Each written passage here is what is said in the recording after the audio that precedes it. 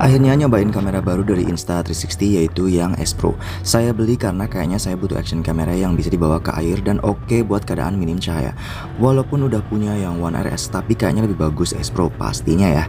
Nanti saya akan buat video komparasi setelah ini antara One RS dan S Pro.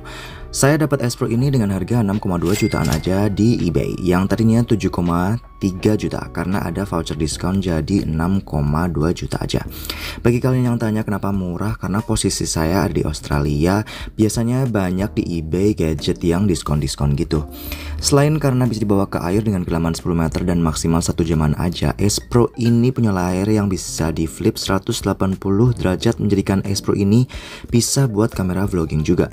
Jadi gak perlu tambahan kayak layar GoPro gitu ya. Saya sudah pernah pakai GoPro dan Osmo Action, tapi menurut saya S Pro ini berat loh.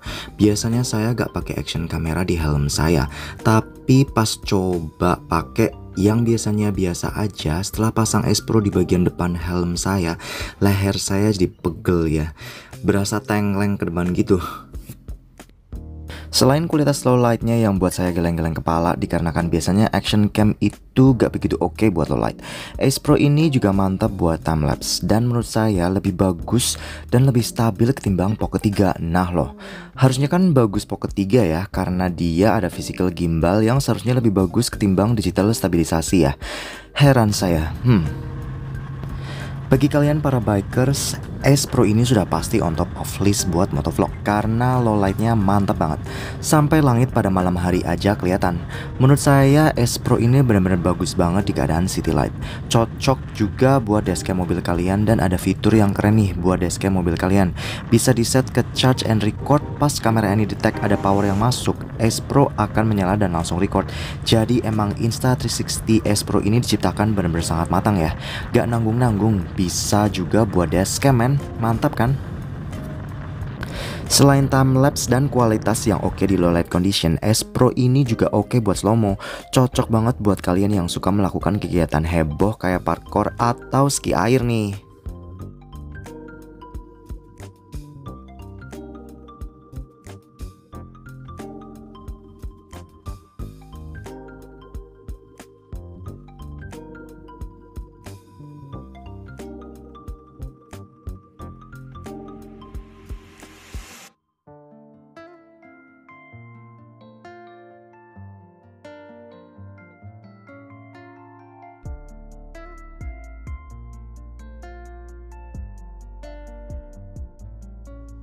Oke, coba lari yang intinya harusnya banyak goyangan ya, tapi sialan nggak bisa menemukan path.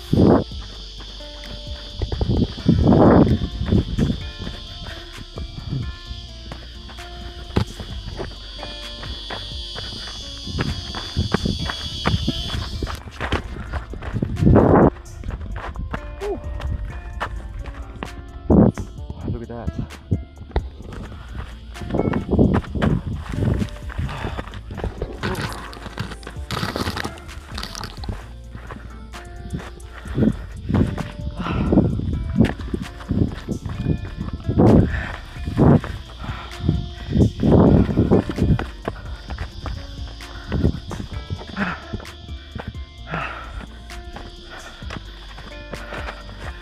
Buset, capek.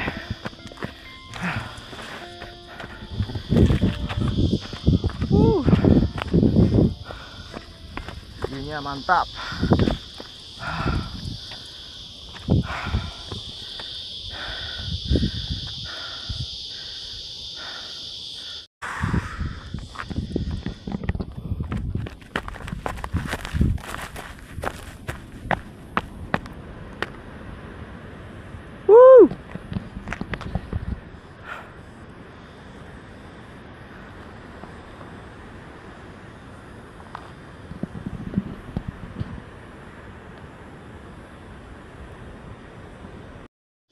Sekarang saatnya nerbangin Avata di sini.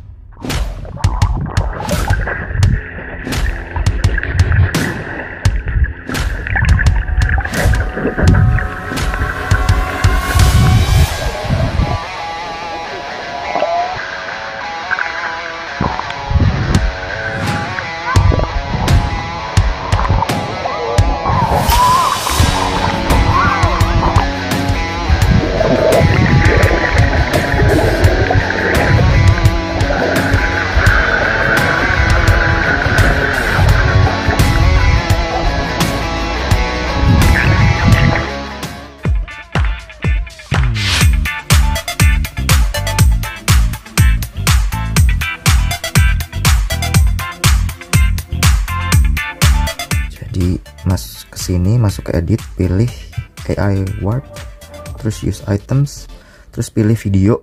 Misal saya mau pilih yang ini aja. Next.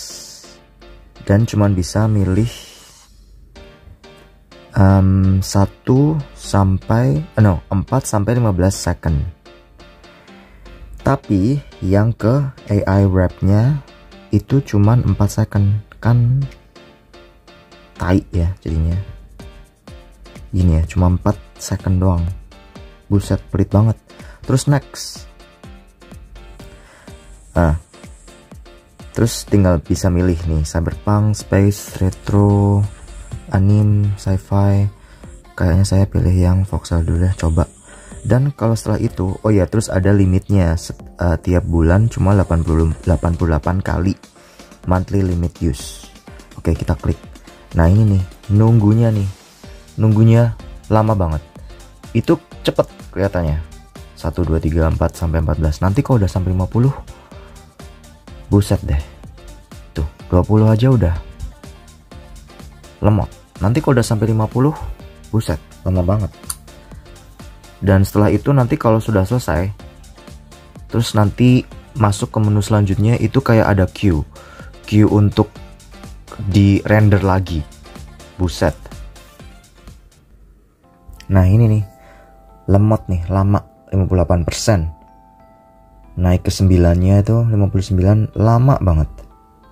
Jadi intinya tuh, kesannya tuh fitur ini tuh kayak ada oke, tapi ada juga buat jengkel karena uploadnya tuh lama.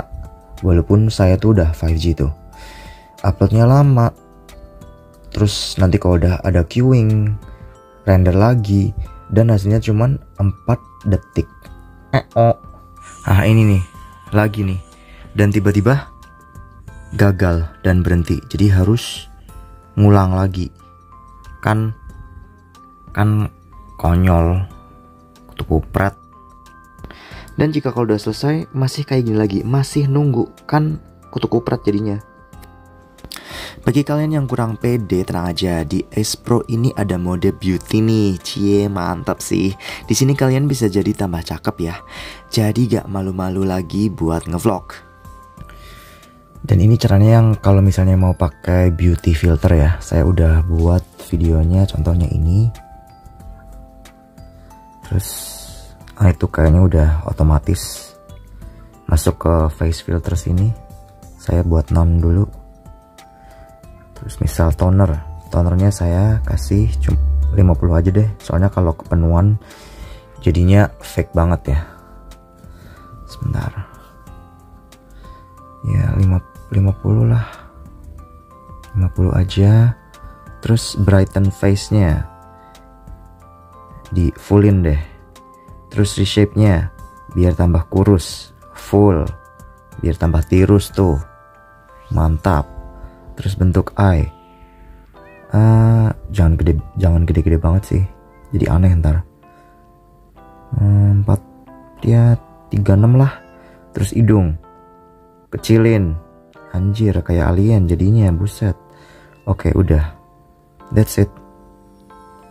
Terus apa lagi ya, mungkin kasih filter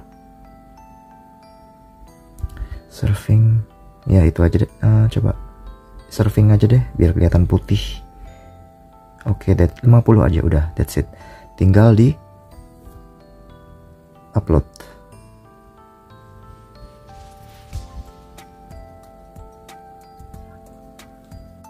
Jadi setelah diedit tadi, yang tadinya mukanya bulukan kayak gini ya, sekarang jadi kayak gini.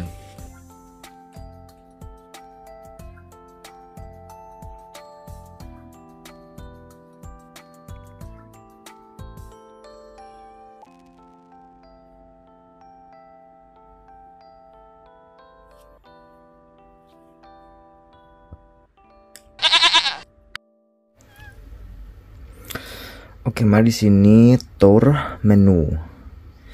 Oke, di sini ada HDR foto, foto biasa, video, pure video yang buat night mode. Ini free frame, terus time shift, time lapse, loop recording buat dashcam gitu ya, slow motion, star lapse, burst photo, interval. Oke, terus ada preset. Preset itu kayak aturan yang sudah disetting dari Insta360-nya ya. Jadi misal kayak buat biking, settingannya kayak gini. Kita lihat tuh, biking video 60 frame per second, 4K, shooting parameters auto, action view, gitu-gitu deh. Terus ada yang buat snowing 120 frame per second, jadi itu slow motion. Ini juga surfing, slow motion, diving 60 frame per second, vlog. Terus ini yang custom, bisa buat sendiri. Tapi saya biasanya nggak pernah pakai preset ini sih. Selalu lewat dari sini karena di sini juga bisa manual mode di sini. Kalian bisa setting manual mode. Nanti kalau misalnya kalian butuh ND filter, tinggal beli aksesorisnya ya. Buat ND filter, bisa di auto atau manual, seperti itu. Tapi saya seringnya biasanya pakai auto aja sih, karena ini action cam, jadi kadang-kadang tuh ntar ada daerah yang terlalu gelap, jadi ntar ngeditnya susah. Mending auto exposure aja. Terus ini tuh buat zoomnya 2 kali. Terus kalau klik yang ini ada setting stabilizationnya yang off, low, standard, high. Terus resolusi 4K sampai ada 1080p sampai 8K. Terus durasinya bisa dipilih, saya pilihnya yang of course sampai habis membernya.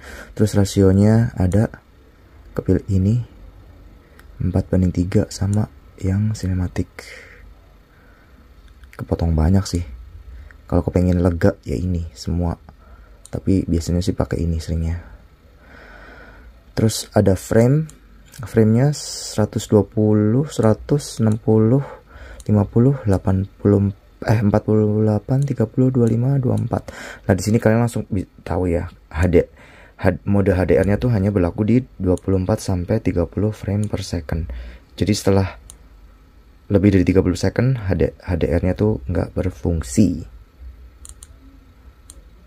Oke, terus ini quick capture yang kalau nggak salah ditekan power langsung on. Terus rotate, ini yang buat gesture untuk ambil foto dan video. Ini untuk voice control yang take picture dan lain-lain. Ini pre-record, ini AI,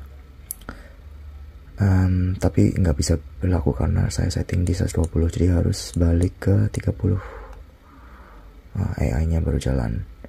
Terus dan saya ini seringnya saya nggak suka ultra atau action karena terlalu wide ya. Saya lebih sukanya yang di wrap karena lebih lurus, jadi nggak melengkung kayak gini nih. Nah, kalau yang ini horizon lock, jadi cuma ngelocknya tapi cuma dikit. Tiltnya harus yang nggak sampai lebih dari tilt banget. Nah tuh, kalau lebih dari tilt banget bakal nggak berlaku horizontal locknya. Paling nggak tiltnya tuh yang kayak segini lah, minim lah, masih bisa berlaku horizontal locknya. Tapi kalau sudah kayak gini nggak berlaku. Tapi saya seringnya pakai di wrap. Turnya nambah lagi ini untuk volume yang nanti suaranya ting-tong high low atau medium gitu deh. Terus ini untuk indikator ya, tuh lampunya. Terus ini untuk grid, nggak perlu saya. Ini untuk stereo, wind reduction, direction focus. Terus ini untuk time yang nanti kalian mau on jam berapa. Ini untuk remote-nya, harus beli tambahan. Ini untuk Bluetooth AirPods, kalau kalian ada AirPods jadi konekin. Ini setting yang lain. Oke, mari kita sekarang ngomongin kelebihan. Yang pertama, sudah bisa 8K, jadi bisa zoom cropping ke 4K nanti pas editing, tapi maksimal cuman bisa 24 frame per second dan nggak bisa HDR. Video contoh saya shoot pakai 4K dan 30 frame per second, jadi sudah auto HDR ya. Yang kedua, fitur charge and record. Jadi Ace Pro ini bisa dipakai buat dashcam ya, jika kalian colokin Ace Pro ini ke USB yang colokannya ke car lighter itu loh. Terus pas mobilnya nyala, Ace Pro ikut nyala dan langsung record. Yang ketiga, layarnya yang udah bisa flip 180 derajat dan lebar, jadi bagus banget buat selfie dan vlogging.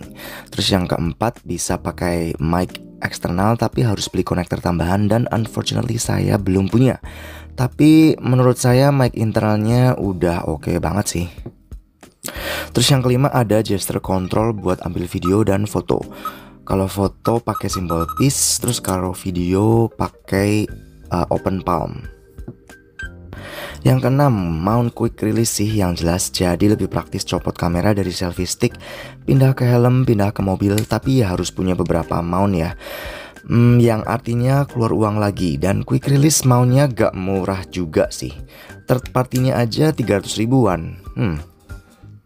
Terus yang ketujuh, pas record video bisa di pause dan continue, jadi file video menjadi satu, gak kepisah-pisah kalau mau stop.